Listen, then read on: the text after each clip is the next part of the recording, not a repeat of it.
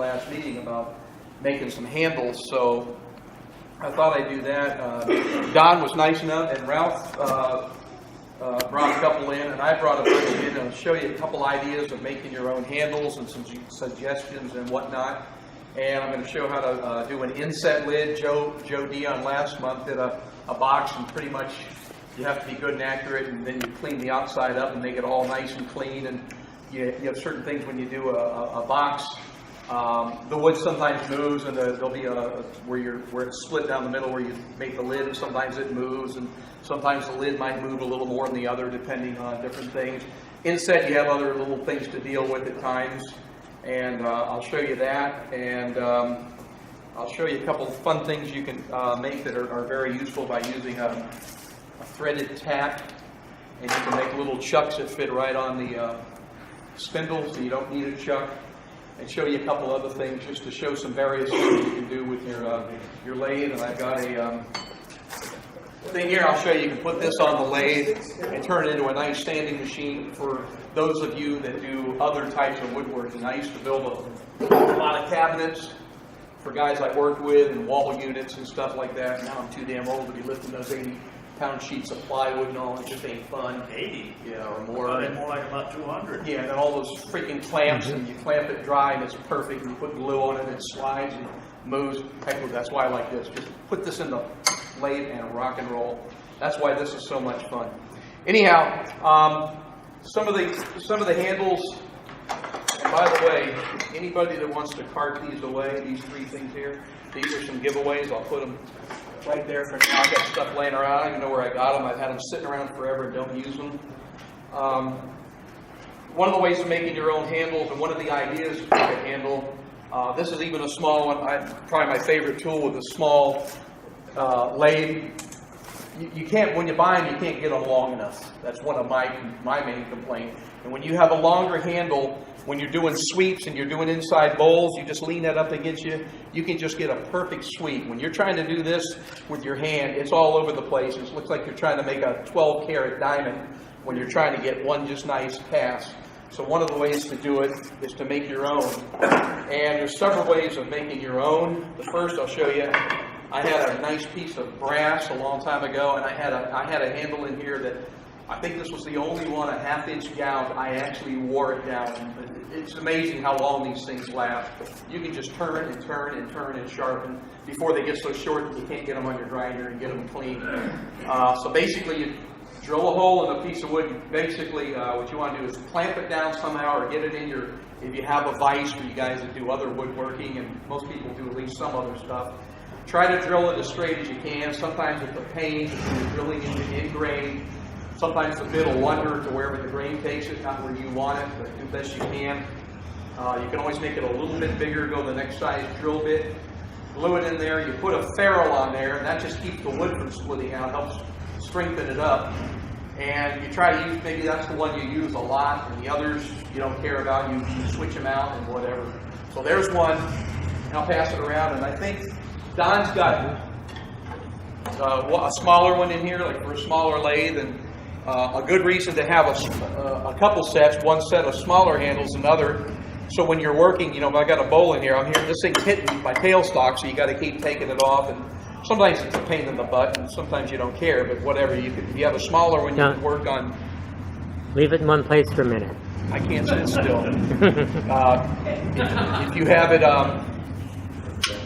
If you have it, a smaller one is great for the smaller lathe. When you have a bigger lathe, you usually have more room to work.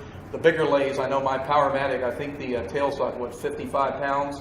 That gets old taking that off and on and off and on. Ralph finally... That's why we have a tailstock swinger. Ralph made me a tailstock swinger. It was worth every dime of it. I'll pass these around.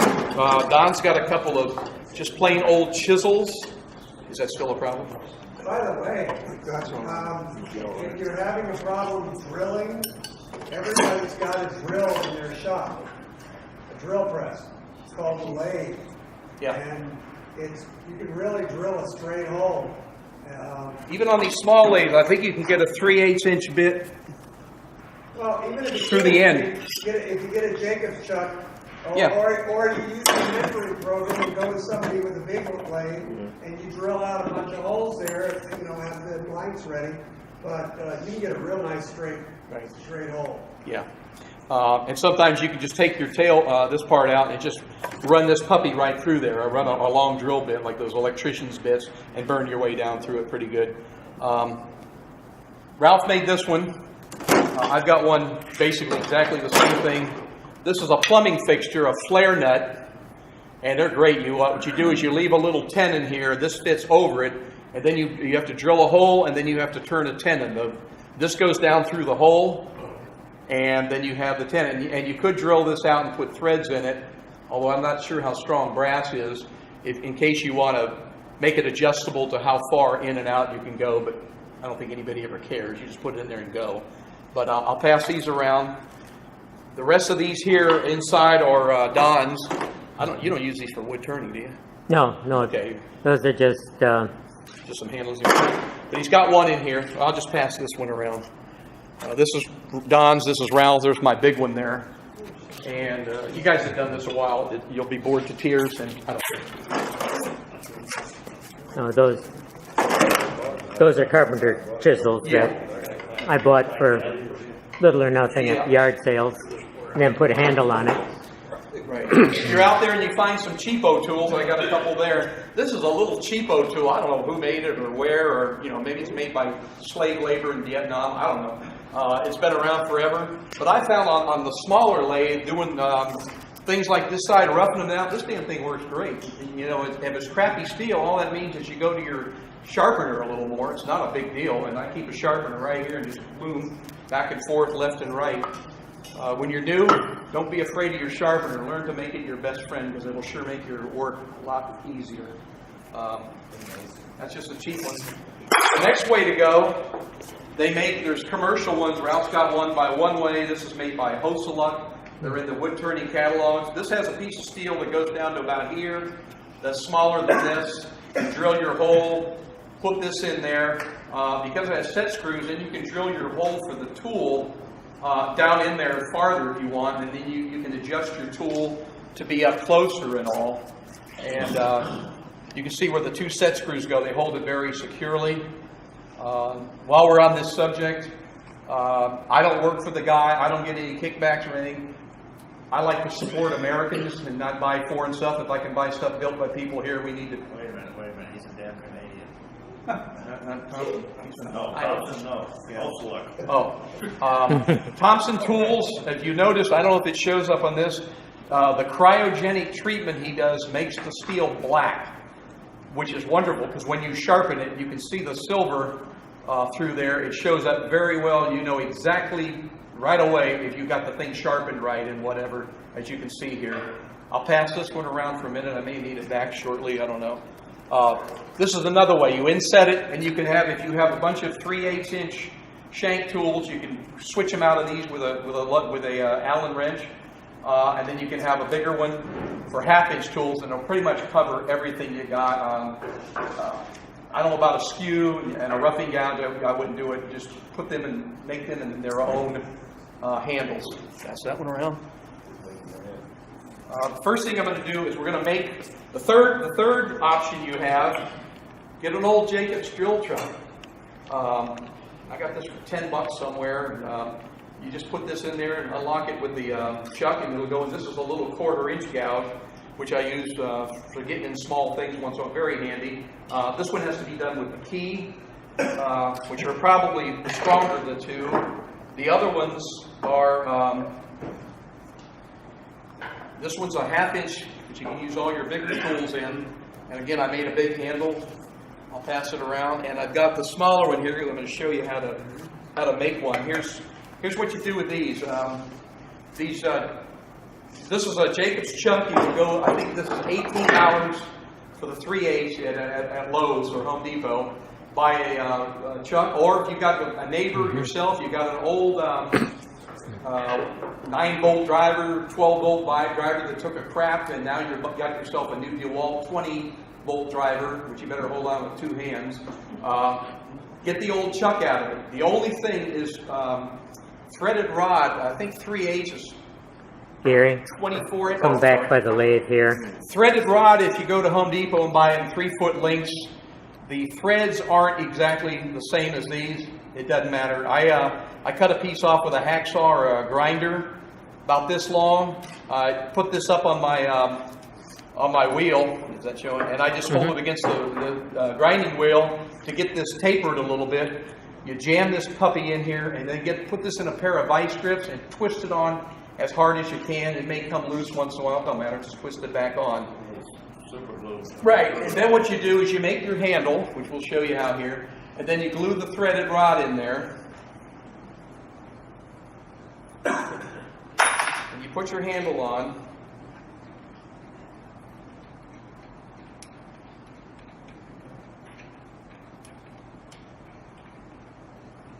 It makes a great handle. It's great, and off and on, boom, bam, boom. Jimmy Clues, I know, sells a bayonet type thing. Of course, you can get it further in if you should drill it, but they're $50. This is $18, and if you have an old drill laying around, it's $0. These work great. I love it, and then I can make the handle long like I like them. And then you make it so it fits your hand, whatever you're comfortable with. I don't have big hands. I have long fingers, but I found that when you make a handle, often by making it a little bit bigger, I think if you're working along a lot of hours in a day, a bigger handle is less grief on your hands. It's a little more comfortable. So that just creates the 3 little prongs hold the fit really well? Yeah, they do. They do. Yeah, it may come loose once in a while. Usually what happens is it'll sometimes come loose here. It just comes unscrewed and just crank it back down. By the way, if you get the old drills and you take them apart, a lot of the chucks will have a tang, almost like a Morris taper, and that's really great to just glue in with epoxy. Remember, the longer it takes the epoxy to cure, the stronger it is. So if you can get 30 or 40 or an hour epoxy, it'll cure and be stronger. So that really works. And the other thing about the bigger grip, it's good for preventing carpal tunnel. Yeah, I think so. I know the smaller ones, I like that little one I've got passing around, but I only use that generally on a small lathe, or when I'm cleaning up the bottom on my big lathe, I'll sometimes use that to get in an area. Just take a very little bit of wood off, no big deal. For you guys that are new, when you hear lathe terminology, you sometimes hear the word Morse taper. It's Morse like Morse code, not Morris like Morris Simkowitz that invented toothpaste. Morse taper, you see in lathes, small lathes will have like a Morse taper 1. All of these jets and midi lathes, they have Morse taper number 2. Big lathes, and usually they're metal lathes, but I think the one-way has a Morse. They might even have a Morse 3. They have a 3 on the tailstock and a 2 on the head. But those are great big lathes. Most of your stuff will be Morse taper number 1. And it'll fit in everything. Two. I'm sorry. Yeah. Morse taper number 2. Morris Simkowitz, he got his money from making toothpaste. He's doing well. If you notice on this chuck here, it drives me crazy. I always do Morris taper. No. Hey, Gary, sorry, that light, can you turn it or shut it off? Here, I'll just turn it off. Sorry. I You know can see. you're a bright guy, but that's really... Let's turn it all. Well, it makes me brighter. All the way out of the way. Thanks. There you go. I took my law school entrance exam, and they said, you find things that you're good at. They said crash test dummy could be in my future. Who knows? Here I've got a blank I just had laying around the house, cut a piece of square wood. This was some stuff glued up. I see picture joints in here. Who knows what it's from? It's some kind of mahogany or something, or cherry or something. I drilled a small hole, which will hold a little bit bigger than this, so I can stuff a lot of epoxy in there and make it, squish it all around, and like Dave said, let it set up good. And then you have to cut a second thing, which was some bizarre thing in between the others, so I had to drill it with a Forstner bit and then play around with a little Dremel tool to widen it a little bit, so this will sit nice and square on there. Now sometimes, again, these things sometimes will not thread on your thing exactly square, and I had my bit go off a little bit, so I stuck this on my table saw and changed it about 1 degree so it would sit square on there. You like to have a nice shoulder against there, just like you always like your wood to be up against the shoulder of your chuck to really hold well, and on a screw chuck. So first thing we're going to do, I'll show you how to make a handle. Get a piece of wood, I like, you know, and when in doubt, make it longer. You can always go to the bandsaw and cut the thing off or something. No big deal. By drilling your hole ahead of time, you're going to have it's going to be nice and square, and it'll fit everything. So it gives you a handle. I didn't measure how big this is.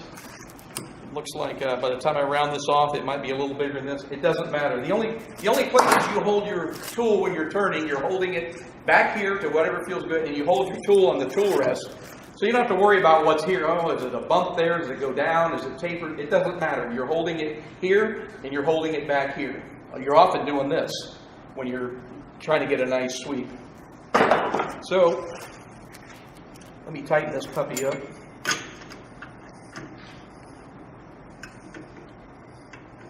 One time I had a piece of wood fly off. It got the 2 4-foot fluorescent bulbs above me, and they exploded all. It was really cool. Then my wife came out, and you were all covered in white powder. Yeah, I said, I don't know what happened, sweetie. Anyhow, this is going to be your headstock. This is going to be your tailstock.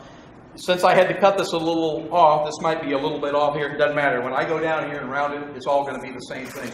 I don't even think I brought a roughing down. So, anybody got that cheapo one I was passing around? Oh, here. We'll use this. You got one on the floor there. Yeah, that might even be better. Let me get that. It's a little bit bigger. Somebody please take this home tonight and give it a home. What you want for the 3 of them? They're here. Take them. Most of us guys that have been around a while, we got every tool we need and then some, right, Ralph? Yeah, that's another thing, what Gary just said for you newer guys. Don't just go out and start buying crap out of the catalog because it Talk to us. You'll find after you get into this a little bit that you can get by with about 6 or 7 tools. I bought hurricane this week. What you need is a couple of gouges, learn how to use them, and you can throw just about everything away. This is good for spindle. I don't do much spindle stuff. I do bowls and string stuff. You get a couple of these, a couple different sizes, and maybe a detail gouge, a little heavier, and that's all you're ever going to use. Yeah, you need a parting tool, a skews handy, hell to learn, pain in the ass to learn, and maybe a shallow gouge for doing stuff like this. I'm just going to round this off real quick. I forgot to sharpen this one before I came. I'll try to make it better.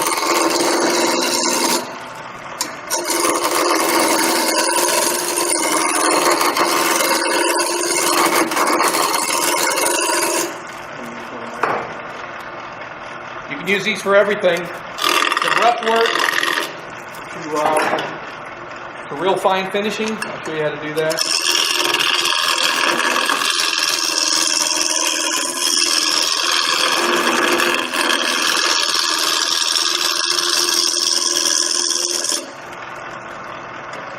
Always when you're moving the tool rest, turn the tool off, turn the machine off. Don't be a moron like me. If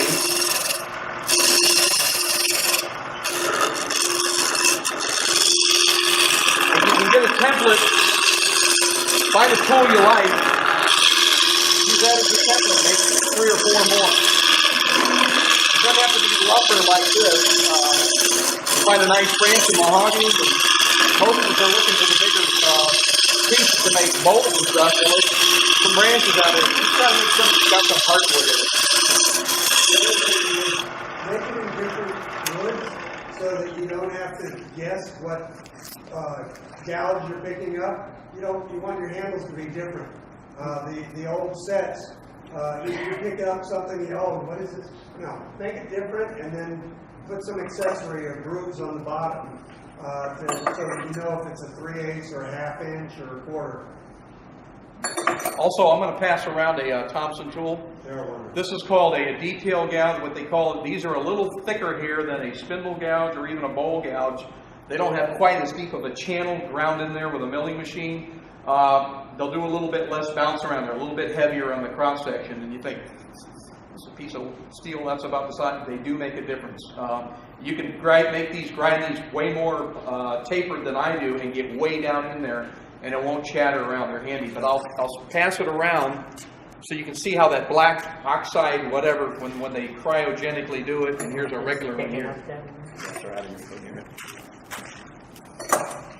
Let me finish rounding this off a little more.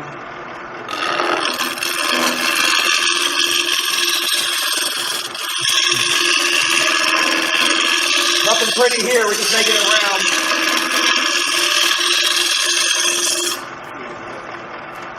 When I first did this, I thought, man, I've been turning on this thing for 2 days and I still can't make it square. What the hell am I doing? Then I realized.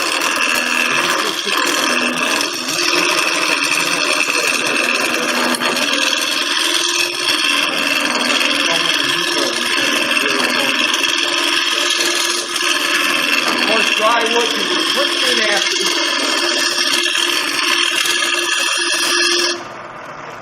You can usually tell when you got it round. That's just about round. That ain't, so you don't even have to turn your machine off or look. You know, if you have a real long tool rest, we'll get a little bit more here.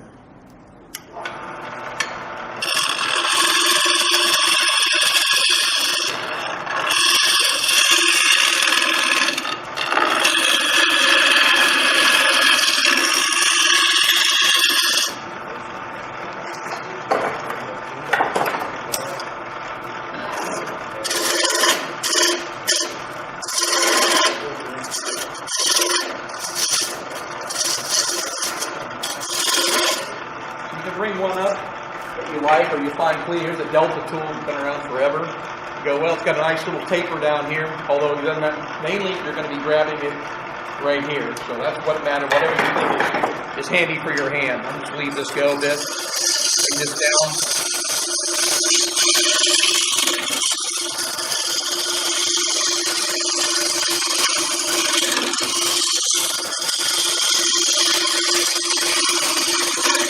Woodcraft sells a brand called Pinnacle. I thought I brought one. They're not expensive tools. They're kind of cheapo. But they got nice shaped handles that are handy. I don't see one here. We'll bring it, I guess. So basically, you get down to here. You're probably going to part it off right around here. So I'll just get here. And maybe it winds back up a little bit. Basically, you're just swinging yourself.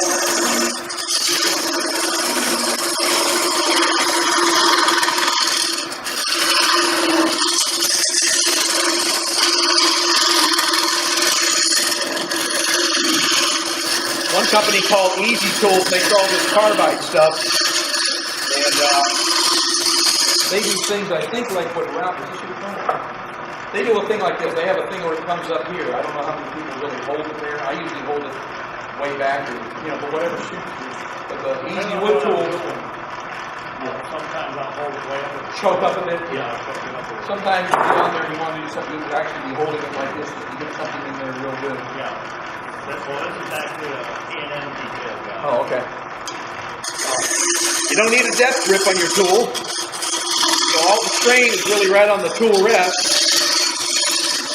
You ever go to when we do shows, you'll always see Ralph, the first thing he does, he gets a little sandpaper, runs it down the length of his tool rest, and then either spray a little WD-40 or find a little wax, or usually just sandpaper takes care of it, makes it slide real nicely, because nothing worse than having a nick in it. You're doing something nice, your tool comes partly down, and all of a sudden, you hit that, and it telegraphs into the wood. Yep.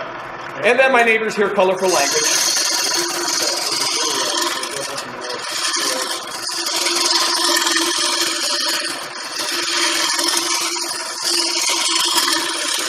Folks, there it is.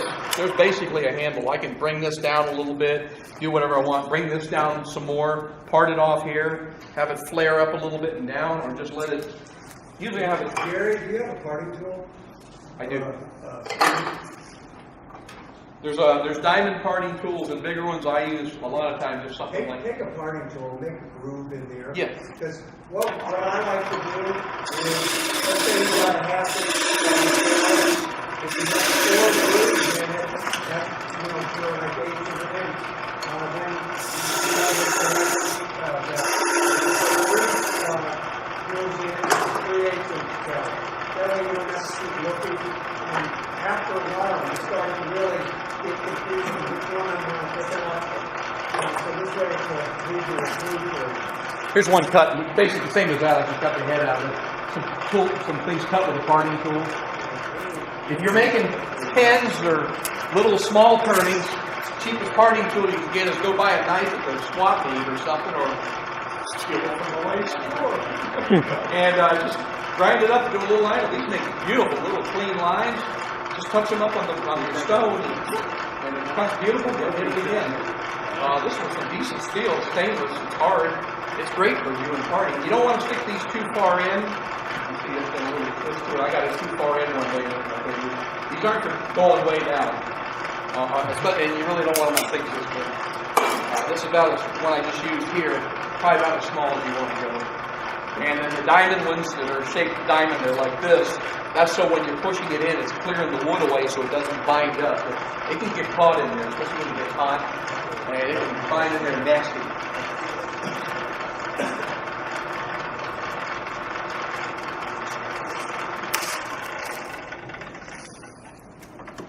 Would anyone like a partially started? That's pretty good. You don't even need sandpaper. No. You know, you can make them pretty and all, but I had a piece of rosewood. This one's nice, but I wasn't going to do anything else with it, so I made it. That's another one with the. That's another one with I don't know what brand it is, blue, with the set screws. And here's another one, a big one. Maybe that is a one there. But it's really handy. I swap out my bigger tools with it, and it's really, I love it. It's nice and big here. Your hand doesn't get tired. You don't get carpal tunnel. I get craniorectosis, but I don't get carpal tunnel. For you people that live south of the Bowery line, craniorectosis is my head is planted. Well, never mind.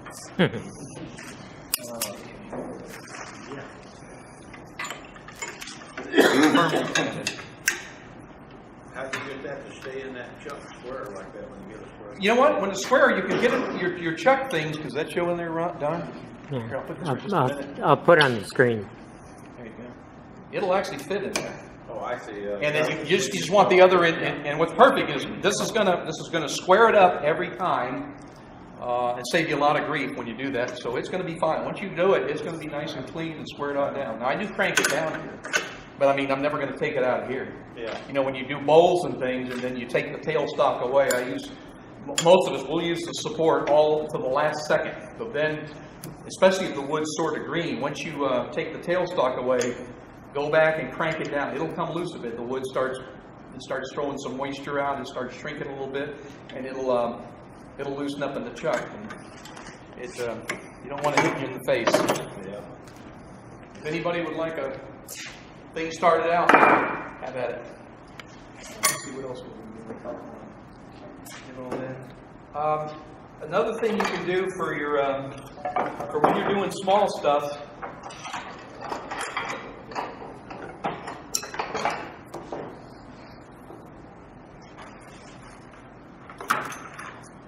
Metalworking bits. People use metal lathes or little quarter-inch by quarter-inch square bits, about 2.5 to 3 inches long. They make great little things. Just stick them in a piece of wood and make a tool, and it'll work like a champ. Let me check this. See the felt in the bottom. I know the older guys here have been doing it, know what metalworking bits are. They're cheap. $2 are good cobalt steel. They're tough. And I swear I packed one earlier, but I never packed it. 3/16 is a real nice size. Very nice. And I like to not only sharpen the end, I sharpen the left side. First I sharpen the end on the stone, then I turn it to the left side. And that way when you're doing boxes, and especially lids and all, you can get that in there and go in, and then come back just a hair and make that lid fit. You just keep playing with it. It might take several times, but it'll work.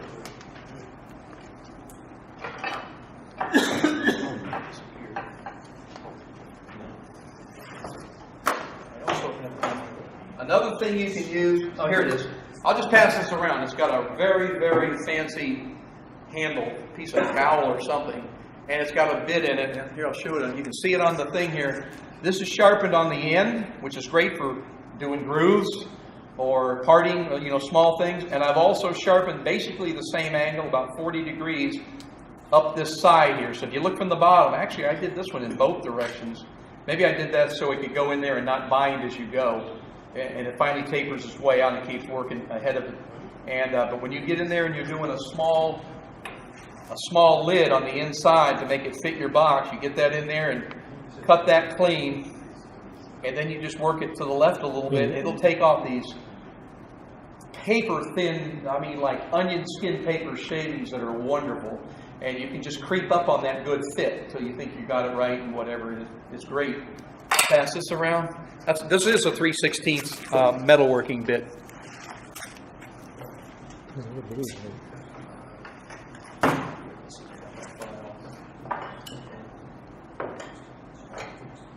I do the same thing with files. I don't think I brought it. You can also cut into like doing lids. We'll do it when I do it with your skew. Here was another one I made. It was same as the flare nut. When I put it on the lathe, before I glued the skew blade in there, I put on the lathe. You used to use a roundover tool. You can turn brass just like you turn wood. It's not much harder, and you can smooth out the flare nut from this shape to this shape. And if you go polish it up, it's nice and pretty. But I'm just here to have fun with it, not care if it's pretty or not. But these things are real cheap. Plumbing section, Home Depot. Real handy. Huh? It can't be more than a buck or two. Have you priced them recently, the brass? Maybe so. Expensive. But if you stop at a yard sale, lots of times, I bought a dozen of them for $2 recently. Yep. Another thing, some people just swear against files. You don't want to be hanging a file way over here. I'm going to put this on here. We're going to do this anyhow. You don't want to hang a file way over your piece you're turning, because they are brittle, because they're very hard. That's why you have a file. You're filing other metal and taking it away, and the file doesn't wear down. But for doing some minor, real light work, you're not there to remove wood with your file. You're just doing a little cleanup. A file can do wonderful stuff. Make sure you're on the tool rest first. See how close if I can teach you anything tonight, always have that tool rest as close as you can. The less it overhangs, the less bad karma will occur. The best way to get a file flat and clean off the grooves that were there when they're old, they're pretty worn down, get a belt sander. It'll eat through that faster than a grinder any day. He just nails it. And I still think that it's... Oh, they're definitely dangerous. Well, yeah, dangerous, and I also think those lines go through, even if they're microscopic, through the grains. just for real minor, don't even have a handle. You can do some real clean.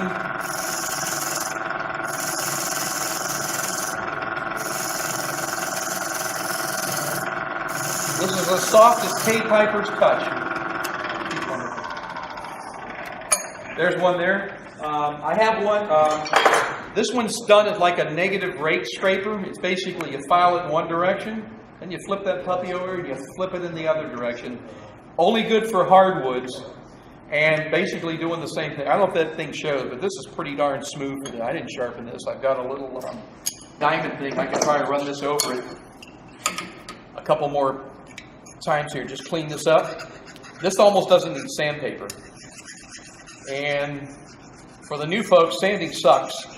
It gets hot as hell. It fries your fingers. You feel like your fingers have been napalmed. So I try to avoid sanding at all possible. And the best way to do that is just have a sharp tool.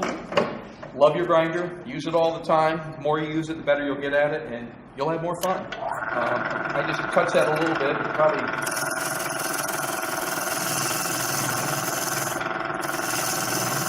Again, I have this thing, real close to the tool rest. This thing does basically the same thing. It's just only on hardwoods. It'll clean them up pretty good. Run it on your grinder. You're running it this way, then flip it over and do it again. I can pass this around. Here, let you see a little bit right here again.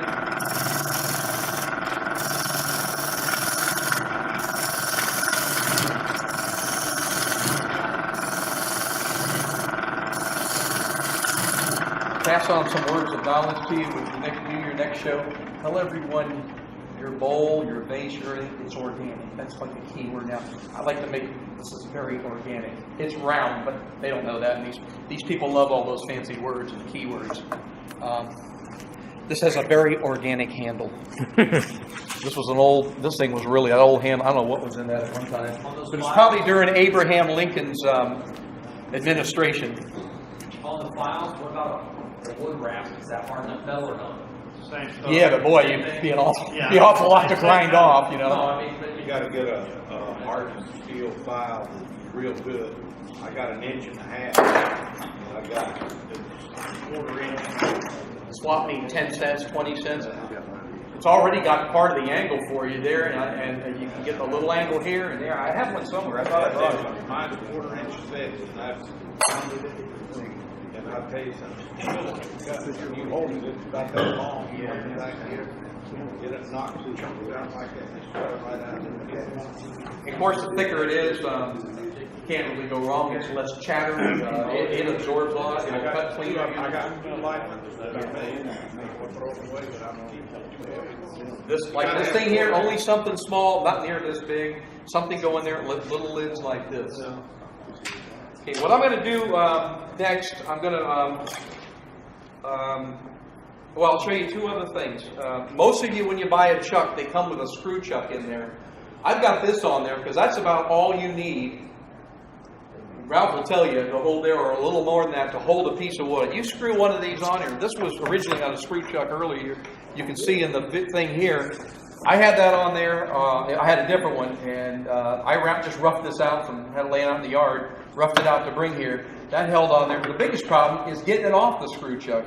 As long as you get it up against the shoulder, it'll hold like crazy. Just a second. Is that the one-way screw chuck? I think this was one for my one-way. I didn't know where the one was for my little G3 chuck here. They're so long. Oh, yeah, you gotta have a spacer. Yeah, put a spacer. Well, I mean, if you're doing both, I got to drill it all the way in here and held this. But what you want when you use a screw chuck, what they do is they fit in. This one actually fit in here, no problem. Yeah, this might have come with this. This goes in here. You tighten the jaws down on your screw chuck. You drill your hole. They call that the root size, is the solid steel part of it, and you get a drill bit, it's the same as the root size, and that way the only thing going in there is whatever these threads are, but these things have ungodly threads that they will not let go. It'll hold on there harder than Chinese arithmetic, and then you can play and have fun. I just wanted to show you a screw chuck. They also have little ones that'll screw. This will go right on my 1x8 threaded headstock here and hold little stuff. Fantastic. It's amazing. Just for quick stuff when you're in a hurry, you don't want to do an elaborate thing. Get this out of here. What I'll show you guys, Joe Dion did the box last month. Showed you how to fit a lid. I'm going to show you another way you can have fun. This one's made in Australia, so everything's backwards. They have strange accents too. You know, that water goes backwards and flushes. That's strange. And the swirl goes backwards.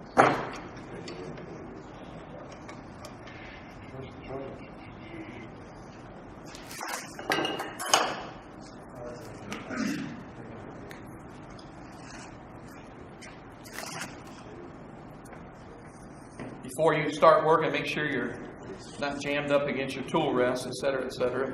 I'm going to bring this down a little bit because the piece I cut off. What I'm going to do is bring this down like you're making some cool bowl or something, and we're going to set this right down in there. Instead of having it match directly here and then you clean it up with your tool or have it overhang. I mean, you do lids a million ways.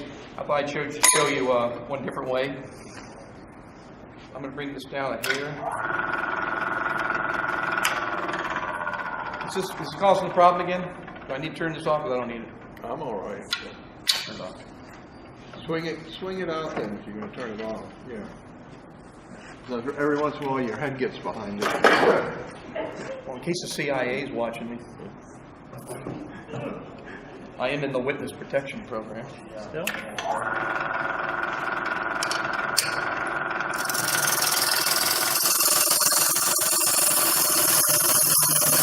See, I'm working from the top to the bottom. They call this cutting downhill. You're going from the widest part of the bowl to the smaller side.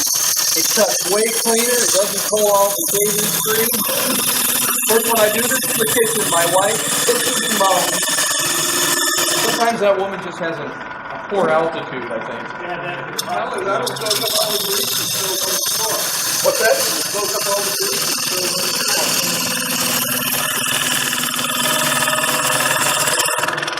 This wood, when it's sitting out in my yard for a short while, it's still pretty. There's no water coming on the tool, but it's pretty clean. That's pretty clean. Bring this down a bit. If anybody's new here, you want to see how smooth a decently sharp tool will do. I'll shut it off for a minute. Anybody new want to come up and see what this feels like? You're new, right? You were faster in the old days. So was I. See how smooth that is? What you're doing is your bevel, this is called bevel rub. As I'm working, this thing is rolling down the tool like this, and you get it in there, and what it's doing, it's rubbing. The only part it's rubbing is this little thing here, and I can even, what you do is when you grind this with like a Wolverine system, you go back over your stone and you grind this steel the hell out of the way, because there's times you'll be doing stuff and you'll go, why is my tool banging against everything and it's not cutting? Well, you've got steel in the back end here, and it's keeping you from cutting. So you got to grind this away as you do it. You know, the biggest thing I think is wood turning is learning how to sharpen your tools right. Once you got that, life is so much easier. There you go. Anyhow, I'm going to bring it down a little bit more, then I'll clean the inside out, and we'll show you how to do an inset lid. Some of you folks, other guys that want to do some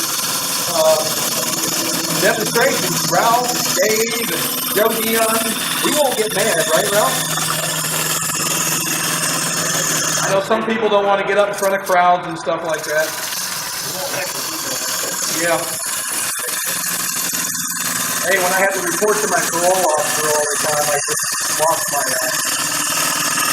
thankfulness.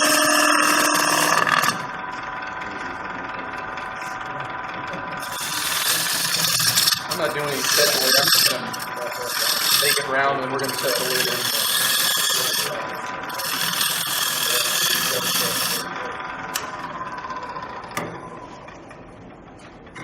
I thought the only measuring tool you need with wood turning is a set of calipers.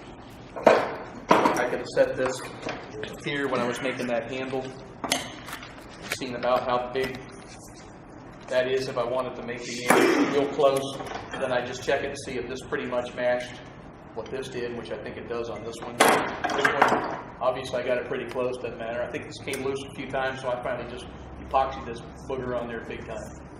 Man, I haven't had it come loose since. All right, I've got a flat thing here. I'm going to clean it up a little bit, clean some inside out, and I'm going to make this puppy fit on there.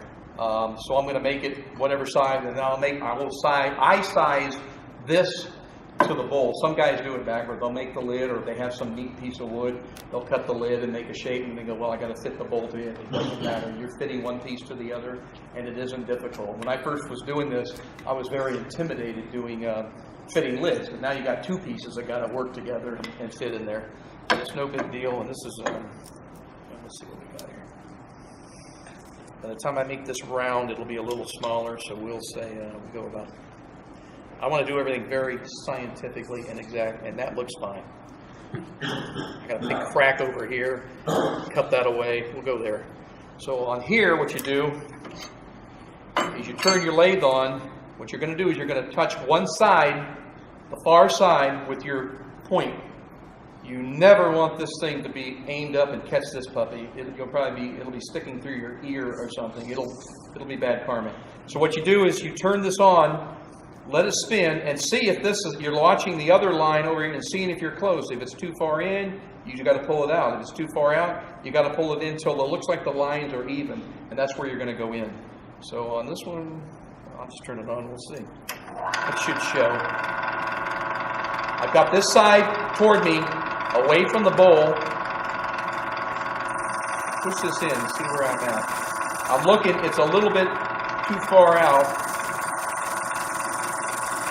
Now I've got an approximation of where I want to set this lid in.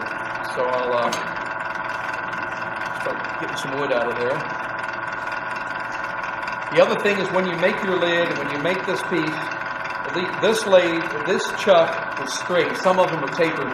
You want it to get in there so if you have to reverse it, you want to change something later, you can keep going back and forth on it. You saw this chuck went on the inside and expanded to get into this bowl for the bottom. This one, it would do the same thing. You get in there and expand it in there. So you want to go straight in. So I've got a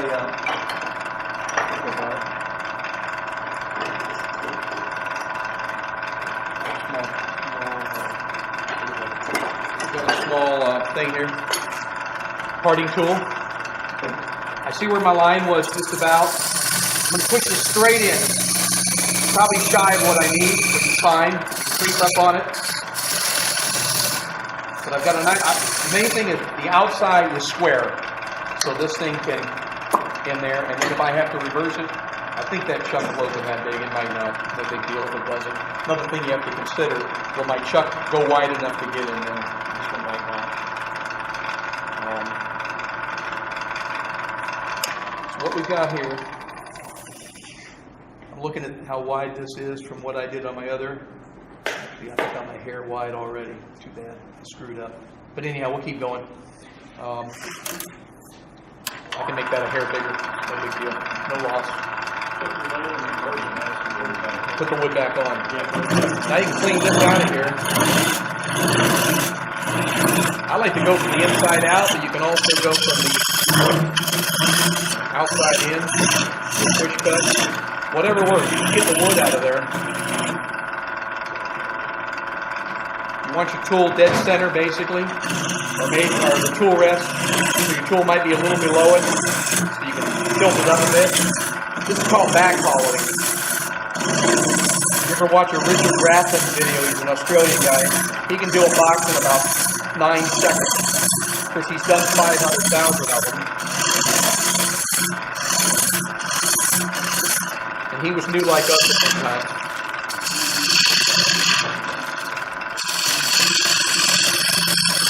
You can see both directions it'll once you learn your bowl job, you don't want to do it pretty much.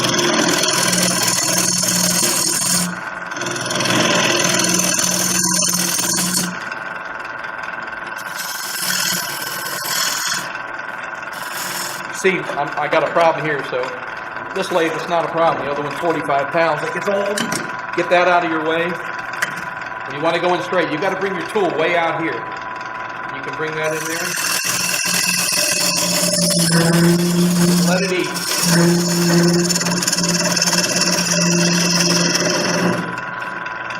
Backwards, go forward, whatever.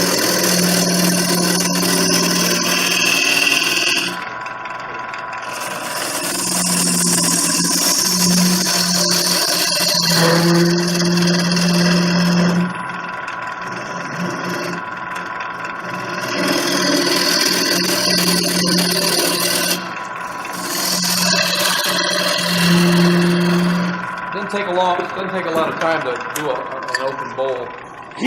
If I was going to make this into a neat, like a platter or something, I think for a salad bowl, I like to go back from this area. I like to go back under there, and I like to make this this part here, do some little shaping and all that. Little subtle things will make a world of difference in how it looks. So I'm going to take this off. Say this is where I want. I might double check and make sure I've gone in nice and straight. And this is straight and clean.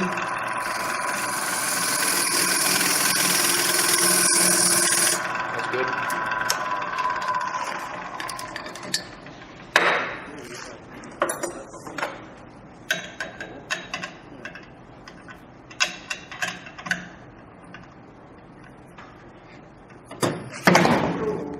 It's my toe, though. It's my toe, baby. That's why you don't wear sandals.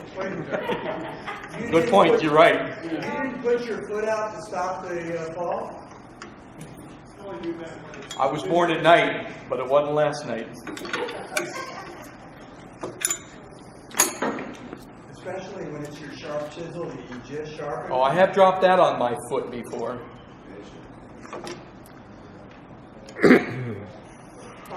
what was that old saying? The chance of dropping your peanut butter sandwich face down is directly proportional to the price of your carpet, or something I heard. So, anyhow, we knew we're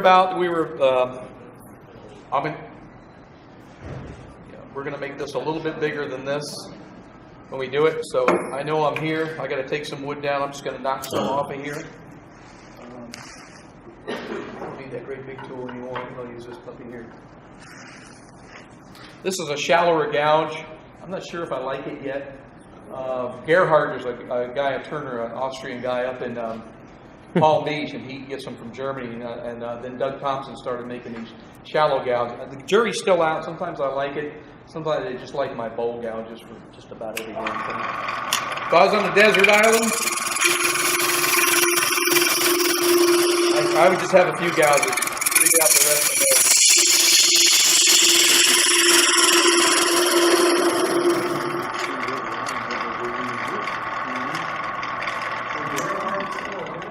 I think. I haven't been up to Palm Beach in a long time.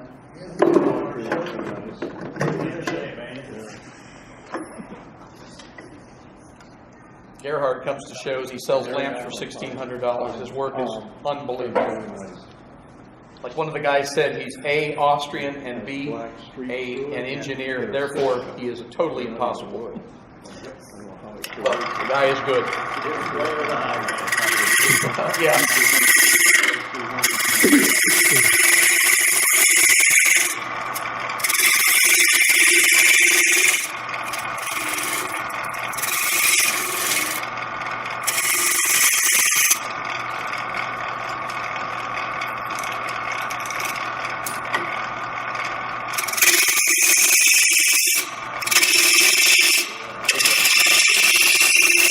Kind of dry, huh? Nasty dry, yeah.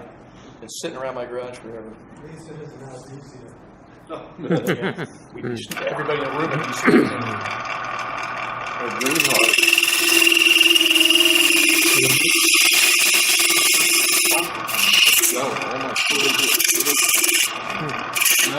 When you see it kick back, that's all easy to.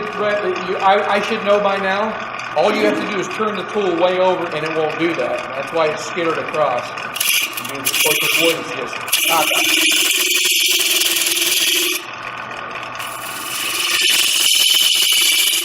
Let's see how close I am. It's not. It's getting pretty close. I'm gonna, Professionally, it's called on the wood. as you can see, it's not going to go in just yet, but we're getting there. So.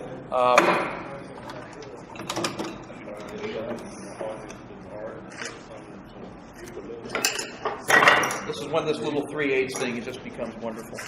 It's just sweet.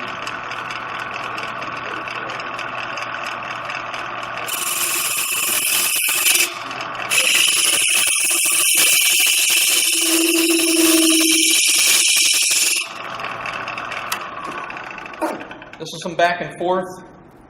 I made it too small. But there's one way to fix that. You can bring this down and it'll finally jam if you go in at an angle. Anyhow, that's basically, I just go a little fast. This is so dry, it's just tearing it up. So that was kind of a failure tonight, but okay. You get the idea. You get the idea. Last thing, the last thing I wanted to show you, I think these are about $15, $18. This is called a Beal 1x8 spindle tap. So you know what your spindle on your lathe. Most of these lathes are 1x8, they're 1 inch thick by 8 threads per inch. The bigger lathes are 1 1/4 by 8. All these things, that's the great thing about most of these lathes. Made in Europe, made here, made in Japan. The number 2 Morse taper at both ends, here and there. And the spindle size, like this thing is a 1x8 screw chuck for small stuff. Threads right on there and you're good on. You get a little piece of wood, make it hardwood, not pine or crap. You have stuff laid down, extra pieces. Or maple. You can use. It's amazing how many times you can use them over and over. You put in a drill press. You drill these 7/8 of an inch. What do you do with that thing? Drill a 7/8 inch hole, and then you and then you get this, and you get your tap or wrench, you get this held securely, and you twist this in there, and you make 1x8 inch tap. This makes a wonderful screw chuck. You want to do small things like small lids. When I do some of these things, I just glue these bad boys onto here, cut my inside out and do it all, and then part it off. And as you wear this out, you just keep adding part. Or if I left some of this wood, I just leave it on there. You just use them over and over. It's amazing how long these things will they'll go on really tight. You got to fight to get them off sometimes. They're good protrude because they're right up against your spindle. They're not going to have a lot of wobble, so you lose that error. And they're perfect for these. And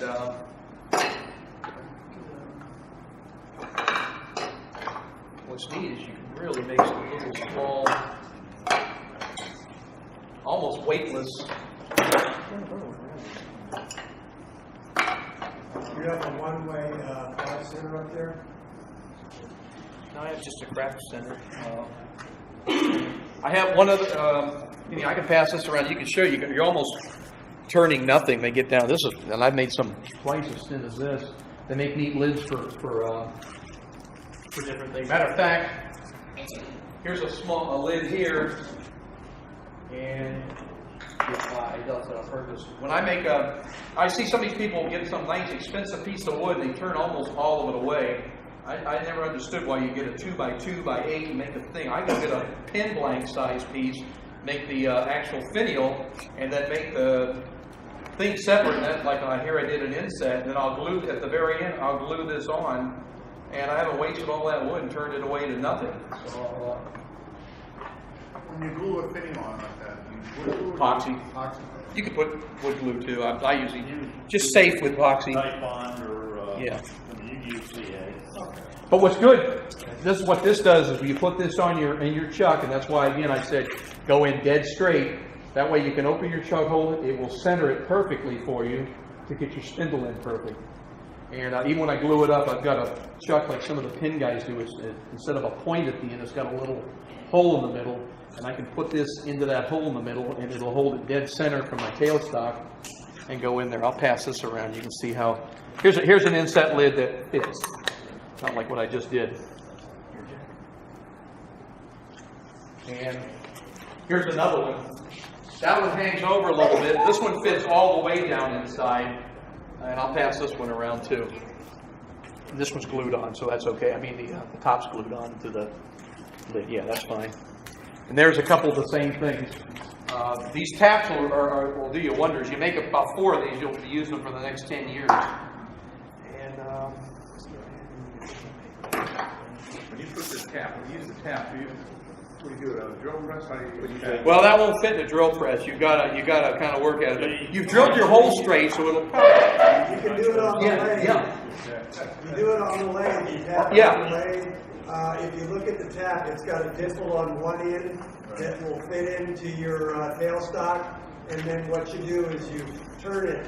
Here, I'll show. And you're having the piece you're tapping on the headstock. You turn it on here, and everything goes off. Mount your piece in the chuck and put the tap in like that. Get a hold of the shank here on the square with a crescent wrench or the proper size wrench. Rest the wrench on your tool rest, and then turn your work by hand. You just crank And that feed thing it in. Yeah. And that's probably a good idea. What you start out with a bigger piece of wood here you can cram into the tailstock like I did here. Right. And you cut that. Say that was when I made this, you saw how this was crammed into the into the chuck. Here's my chuck. Now, the only That'll thing- square it up. Drill your hole drill your 7/8. This thing, just so you folks that are new know, you put a drill into your tailstock. That's a number 2 Morse taper. It's just the angle it goes. It's a standard in the industry. It's one of the good things. Put this in here. Drill your hole. Say that was a big square piece of wood in the chuck. Leave it in the chuck. Drill your hole with a 7/8. Then come back.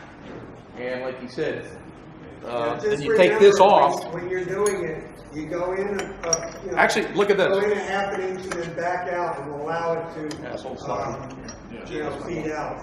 Yeah, you gotta break the chip. Yeah. Okay, so you go in and turn or so. Until Back it out. Until it starts getting tight, and back the tap out, it breaks the chip, and then you back and forth. I'll pass that around.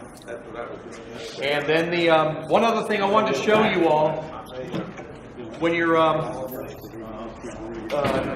Penn State Industries will sell you a chuck built into a 1x8 tap, or I mean a 1x8 thread that fits on your thing, and it's wonderful. You want to sand up something or whatever, it's great. And here I'll show you another little nifty fun thing you can do. And it's only for you guys and girls that do other woodworking. Made a little thing here. This is the last thing. You can all go home. Got a chuck on that, Yeah. Oh, okay, just a little bit. Yeah. Penn State's the only place I've ever seen these, and they're cheap. Yeah, it goes right on the spindle. The chuck's attached to it. Oh, okay. You get some scrap pieces of plywood and whatnot. Make yourself a nice little sanding table. That wing box I'm putting around, I tried cutting that close with a bandsaw and then using like a Dremel thing, and after about 20 minutes and it looking like caca, I said, well, this ain't gonna happen. So I made this little thing, and you take that thing and you just wind that around. If I can, you got the thing up? Let me borrow that back from you for 1 second. For doing stuff like this, I mean, this is totally when you're doing other things. This is how you sand this thing. You come up and you cut it close with a bandsaw after this is all turned while it's a rectangle. And you can just push this across this thing while it's spinning. I can get this part here nice and clean, get it close. You can bring it around. You can flip it upside down to get the other half and save hours of sanding. You couldn't make these. It would drive you crazy. You'd hate it if you didn't have something like this. So sometimes, you know, you use your machine to make things, and sometimes your machine becomes a tool for you. It's very handy. Yeah. That is it, folks. That's it, if you don't have.